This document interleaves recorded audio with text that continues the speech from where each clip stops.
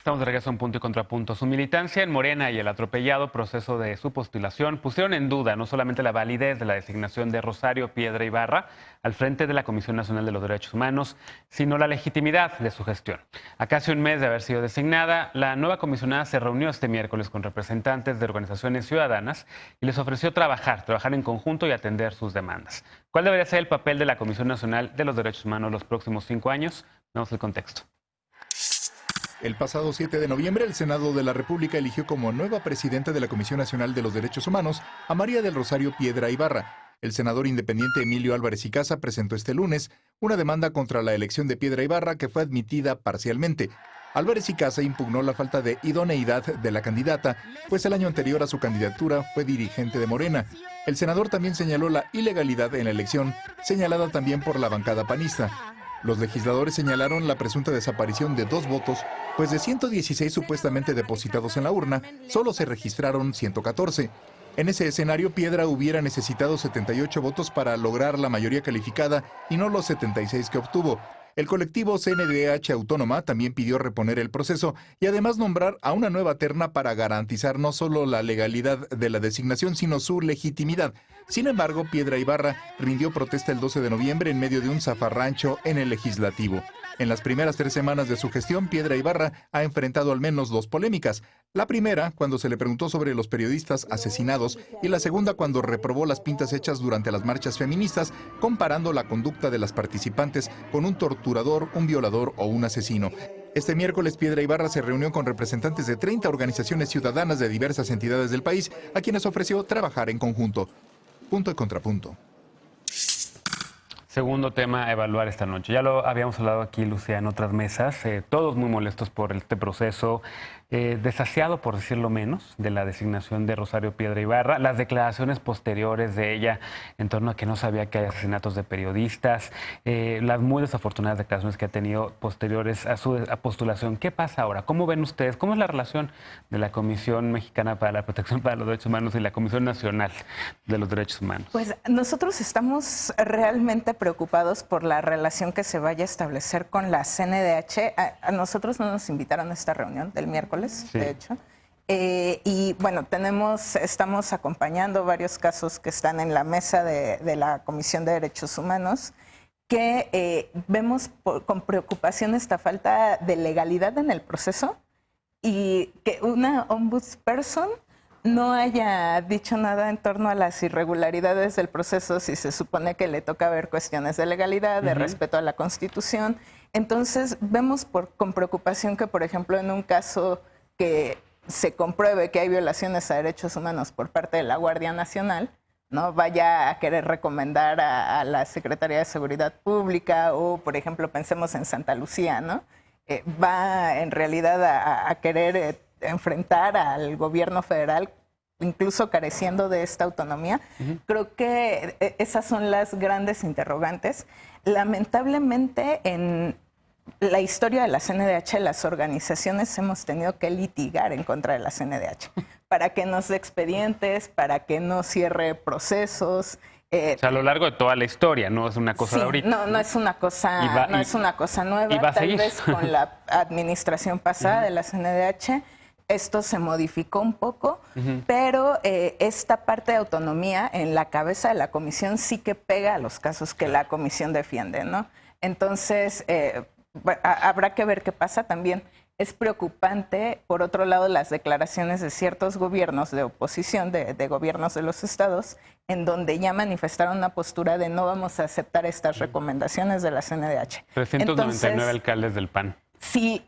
En el caso de que la CNDH sí emitiera alguna recomendación, ¿no?, en donde alcanzara a un funcionario federal y a funcionarios de los estados, en realidad estaría totalmente deslegitimada, ¿no? Tache por estos gobernadores y alcaldes panistas, priistas que han manifestado esto, porque, bueno, se tienen que respetar las autonomías de cualquier forma, ¿no? Independientemente del incorrecto y desasiado proceso que hubo en el Senado, que, vamos, creo que es una llamada de atención también para cómo estamos o cómo está el Senado eligiendo a todas las designaciones, ¿no? Todas las designaciones creo que han tenido serios cuestionamientos en torno al menos al tema de transparencia y de cómo salen evaluados los candidatos. Creo que en el tema de la CNDH, además de la falta de transparencia, sí fue un desaseo legislativo porque no cumplía la candidata y ahora titular de la CNDH con los requisitos incluso para ser elegida, ¿no? Jorge, ¿cómo lo ves? ¿Qué tendría que pasar ahora? Dado que hay organizaciones que precisamente están en el mismo tenor que la organización donde está Lucía, muchos activistas también que desconocemos a Rosario Piedra como la titular y que de plano hay mucha gente que dice, a ver, ya desapareció la CNDH, ¿qué hacemos? Sí, ese es el tema, ¿no? Yo veo una cercanía perversa justamente cuando en esos tiempos, más que nunca de una crisis humanitaria, necesitas un sano contrapeso en la organización, no solo encargada de la lucha por los derechos humanos a nivel federal. Hay toda una serie de organismos a nivel local que la CNDH de alguna manera preside y son los que están al final del día en el frente de batalla de la crisis humanitaria.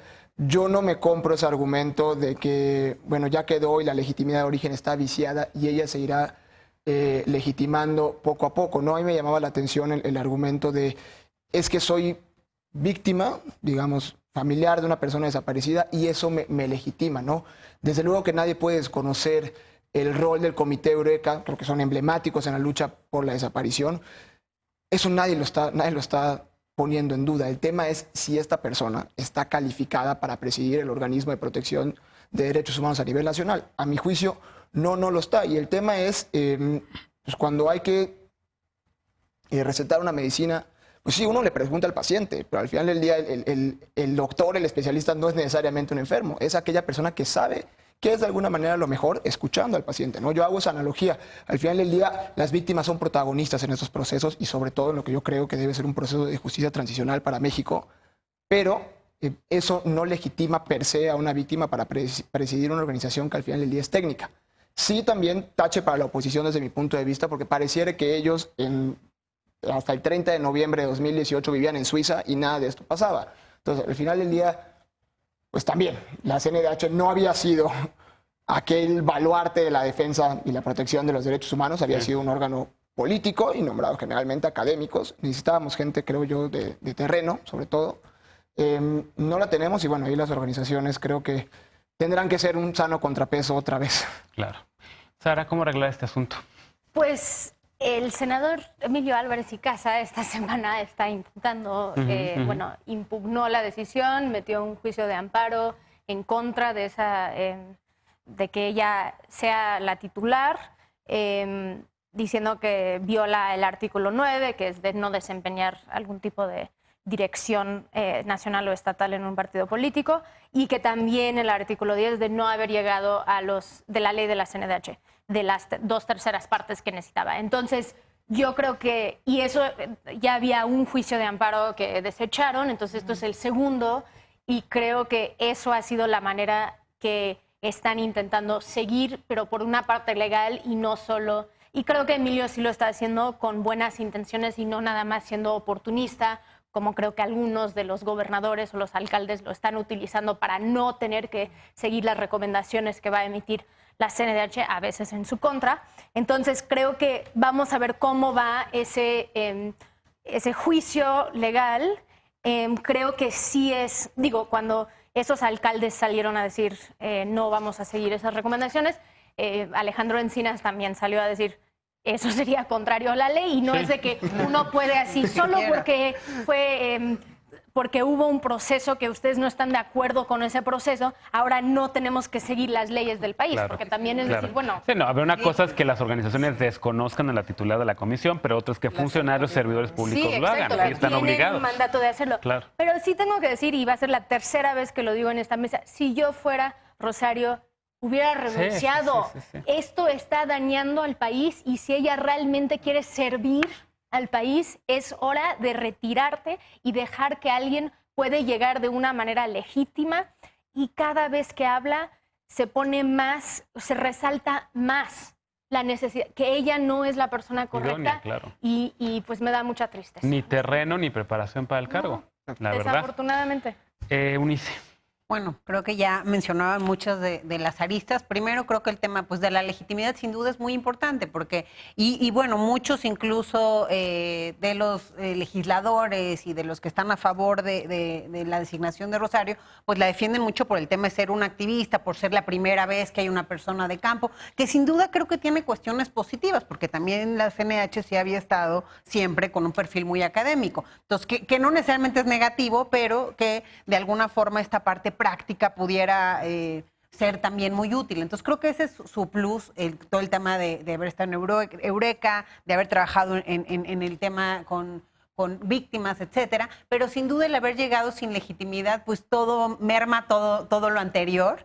Y me parece que también, al menos en los temas en los que yo he estado muy metida, o sea, también decir que solo ha habido simulación, yo creo que sí ha habido algunos puntos en donde al menos la anterior administración de CNH logró algunas cosas. Por ejemplo, en el tema del sistema penitenciario, pues hoy no había habido antes representantes de la comisión en todas las cárceles de los estados. Desaparecieron las cárceles a nivel municipal, que fue otra de las observaciones, porque ahí si hoy tenemos un reto mayor en el sistema penitenciario de por sí, bueno, ahí estaba peor. Entonces, hay algunas cosas que se han logrado y creo que desconocer eso también es peligroso, porque entonces no podemos partir de un verdadero diagnóstico de lo que nos falta. En el tema migrante también hubo algunas observaciones importantes que se hicieron por parte de la CNDH, incluso en el caso de Texas, cuando las policías locales iban, se consideraba que fueran a atrapar migrantes, la CNDH hizo alguna observación. En fin, hay algunas cosas ahí que creo que se tendrían más bien que retomar y mejorar, y claro que hay muchos vacíos, hay mucho todavía que hacer. Esta parte territorial de un alcance mucho más cercano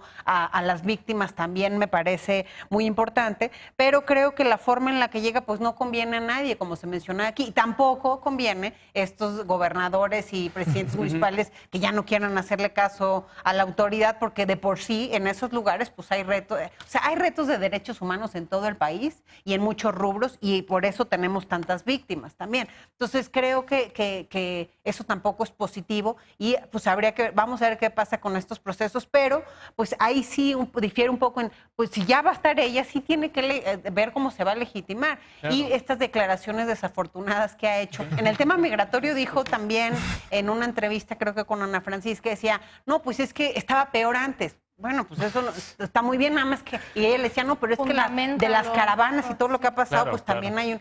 bueno, es que si hay algo lo vamos a revisar. O sea, creo que sí tiene que verse una... Yo siento que sí desconoce, ¿no? Yo siento muchos temas donde sí tendría que ser especialista, claro, o por lo menos ahora profundizar muchísimo. Sí, como que tener, que alguien más le está haciendo un briefing antes de que vaya a estas entrevistas, porque cada vez... Por ejemplo, la reunión en la que no fueron convocados ustedes, ¿por qué no?